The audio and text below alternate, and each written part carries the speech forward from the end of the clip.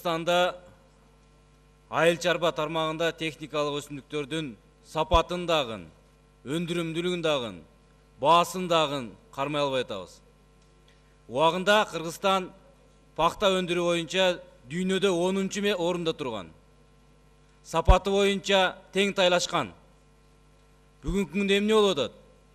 Сапаты начар, баасы төмөн, жооңар даяр сиздердики.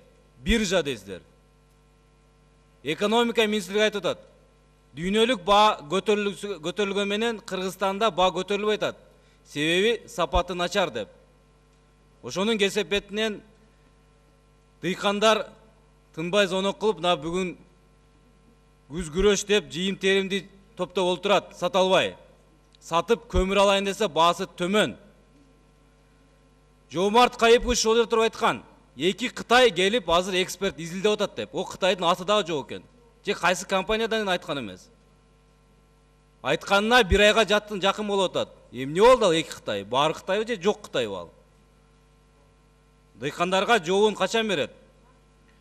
Бизде сапат бир топ төмөн деп туруп, эл аралык эксперт айтып атат. Биздин пахтанын узундугу 28 мм экен. Турцияда 30 мм. Кыргызстан убагында 40 000 гектарга чейин пахта эгип келген. Бүгүн 2 эсе азайды. Ушундай темп менен кете турган болсок, биз жеңил өнөр жайды таптакыр жок кылабыз. Бажы союзуна киребиз деп жеңил өнөр жайдын өзүнчө орду бар деп атабыз. Швеянын. Швея болуш үчүн кездеме болуш керек. Кездеме болуш үчүн пахта өндүрүм. Миллиондогон кредит келип атат Кыргызстанга. Грант айыл чарба тармагына. Бир көрүнөктүү бир жеңил өнөр жайга камсыла турган, кездеме чыгара турган жок дегенде бир кичинекей цех куралдыкпы? Куралган жокпуз.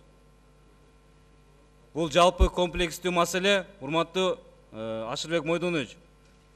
Бир өкмөттө план болсо, биз 2015 жылдын бюджетин бекиткен атабыз.